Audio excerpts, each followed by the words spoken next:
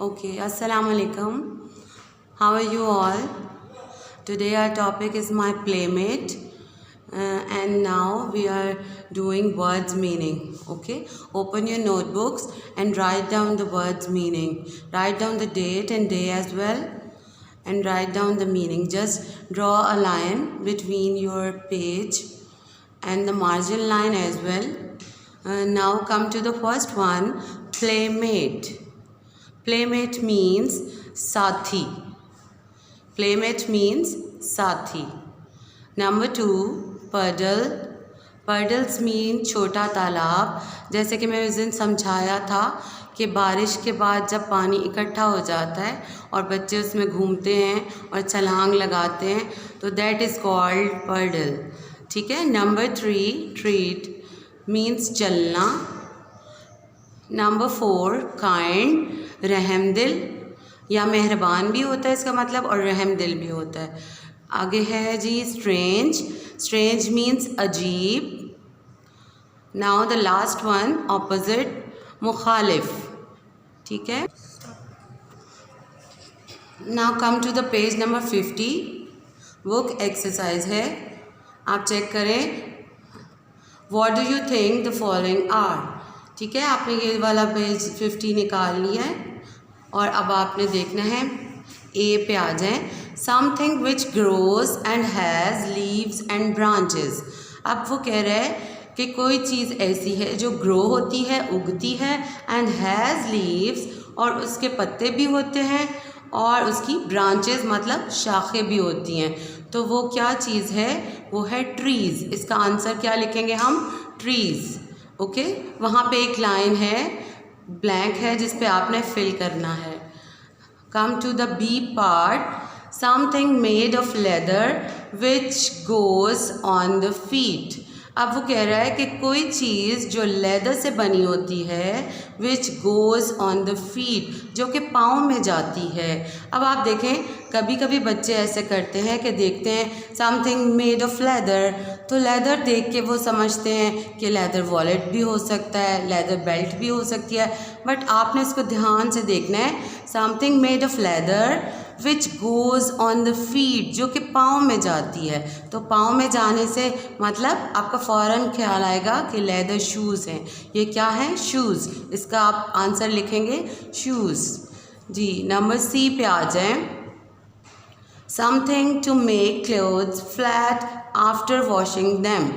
अब इसमें भी वही पॉइंट है जैसे कि कुछ बच्चे ऐसे करते हैं, something to make clothes flat, या क्लोथ्स देख के खाली सोचा कि वॉशिंग के लिए होगा या धोने के लिए, तो वॉशिंग मशीन या लाइक दैट.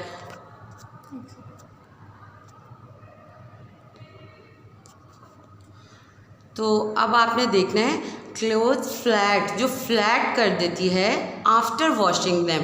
अब कुछ बच्चे वॉशिंग को देख के ये ना समझ जाएं कि जी वॉशिंग है तो इट मीन्स वॉशिंग मशीन है, लेकिन आपने उसको अच्छे से समझना है, मीनिंग से उसको जज करना है. Something to make clothes flat, कोई ऐसी चीज़ है जिससे क्लोथ्स फ्लैट हो जाते हैं आफ्टर वॉशिंग देम. उनको जब हम वॉश करते हैं तो फिर हम किस चीज़ से उनको फ्लैट करते हैं? तो वो हम आयरन से करते हैं. उसको कहते हैं इस्त्री उर्दू में, और इंग्लिश में उसके लिए वर्ड है आयरन. ठीक है. Iron is answer. Now come to the next one. Some people wear this on their noses to help them see better. अब इसमें आप पॉइंट नोट करें कि some people wear this on their nose to help them to see better. अब see better से तो हम इसको लेंसेज की तरफ भी ले जा सकते हैं और हम कुछ भी सोच सकते हैं, लेकिन ये है कि इसमें लिखा हुआ है wear this on their noses. Lenses तो हमारे नोज़ पे नहीं आते ना, तो इसलिए हम इसको क्या करेंगे, सोचेंगे कि क्या हम अपनी आँखों पे लगाते हैं जो जिससे हमें बेटर नज़र आता है. वो क्या है? स्पेक्टिकल्स और ग्लासेस. इनके दो ऑप्शंस हैं, आप दोनों भी कर सकते हैं, एक भी कर सकते हैं. तो इट्स बेटर कि आप दोनों ही कर लें. ठीक है. Now come to the page number 51. Now come to the page number 51. This is also book exercise. Fill in the following blanks with a, an or the. With a, an or the. अब आपने ध्यान देना है कि यहाँ तो boxes में मैंने कर दिया है, लेकिन बहुत से बच्चे ऐसे होते हैं कि पेपर्स में जब वो आते हैं और वो देखते हैं ए, एन और द, तो वो ए को भी यूज़ करते हैं, एन को भी, द को भी और को भी यूज़ कर जाते हैं। तो और मीन्स या है, और का मतलब है या, यानी ए यूज़ करें, एन यूज़ करें या फिर द यूज़ करें। तो और को हमने यूज़ नहीं करना, ठीक है। आपने हमेशा जब आपको पेपर्स में आए तो आपने गौर करना है कि वो कह क्या रहा है। क्वेश्चन पढ़ना है और क्वेश्चन पढ़ने पे ज़्यादा टाइम लगाना है, उसको समझने में जब आपको समझ आ जाएगी तो फिर आप 1 मिनट में सॉल्व कर लेंगे। Now come to A. Do you know what dash ostrich is. अब आप देख रहे हैं ऑस्ट्रिच में ओ है और ओ एन कहाँ यूज़ होता है, वॉवल लेटर्स के साथ। ए, एन और द यूज़ करना है ना, तो हम आपने देखना है कि वॉवल लेटर्स के साथ एन यूज़ होता है। और वॉवल लेटर्स कौन से हैं, ए, ई, आई, ओ, यू, ठीक है। तो यहाँ पे ओ आ रहा है तो हम इसलिए यहाँ पे क्या लगाएंगे, एन ऑस्ट्रिच, ठीक है। Come to the B1। It's a very large bird, ठीक है। इसमें कोई वॉवल लेटर नहीं आगे और बता रहे तो it's a very large bird. C.